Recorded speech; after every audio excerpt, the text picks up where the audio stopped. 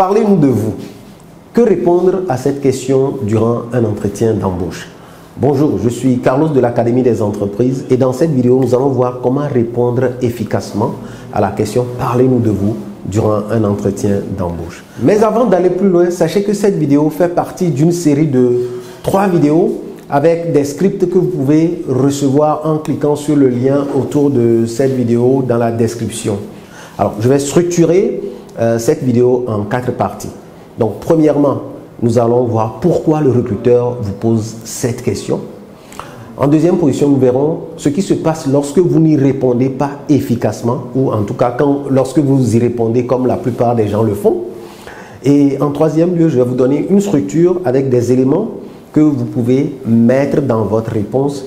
Et en dernière position, quatrième position, je vous donnerai un exemple de réponse que vous pouvez adapter en fonction de votre situation. Allez, on commence tout de suite. Pourquoi le recruteur vous pose cette question? Parlez-nous de vous. En posant cette question, le recruteur souhaiterait savoir si vous avez ce qu'il faut en termes d'expérience, en termes de compétences et en termes de qualité personnelle pour pouvoir occuper efficacement le poste pour lequel vous êtes en train de subir l'entretien.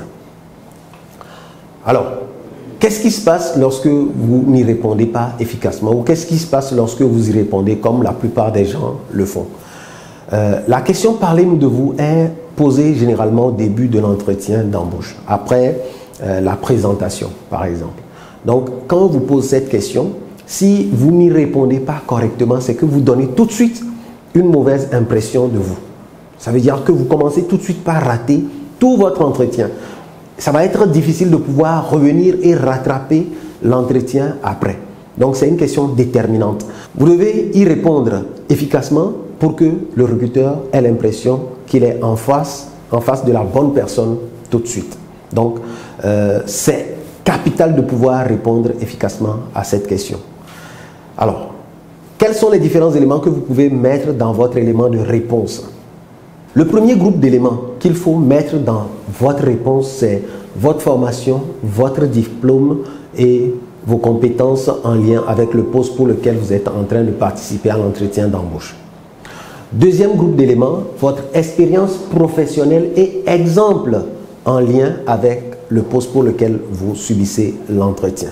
Troisième groupe d'éléments, des éléments de votre qualité personnelle ou bien de vos valeurs qui ont un impact phénoménal sur le poste pour lequel vous subissez l'entretien. Et quatrième groupe d'éléments qu'il faut mettre dans votre réponse, c'est une perspective par rapport au poste. Qu'est-ce qui se passe une fois que vous êtes recruté? Donc, voilà les différents éléments que vous pouvez puiser et composer votre réponse. À présent, je vais vous donner un exemple de réponse que vous pouvez adapter en fonction de votre situation.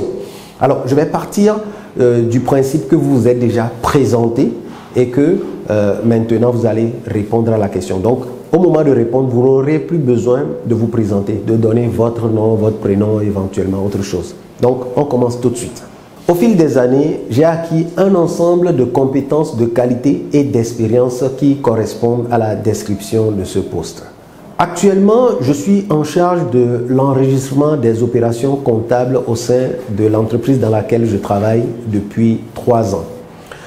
J'avais occupé également le même poste dans ma précédente entreprise pour une durée de 2 ans, ce qui me fait aujourd'hui une expérience de 5 ans dans la tenue de la comptabilité. J'ai un sens élevé de la collaboration et de partage car mon travail demande beaucoup d'interaction et d'échanges avec mes collègues.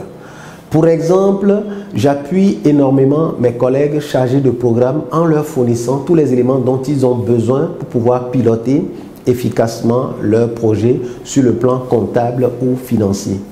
Je les alerte aussi sur les éléments auxquels ils doivent faire attention pour éviter les risques financiers liés à leur projet. Bien qu'il y ait un sens élevé de partage et de la collaboration, je suis quelqu'un de discret car c'est une qualité qui est demandée par mon travail de financier. Je suis le genre de personne qui ne recule jamais devant un défi difficile. Je suis autonome et j'apprends vite, ce qui veut dire que vous n'aurez pas besoin de me surveiller en continu pour que je puisse délivrer mon travail. Si vous me recrutez, j'assumerai la responsabilité de mon développement professionnel continu afin de servir d'un modèle exemplaire pour mes collègues. Merci.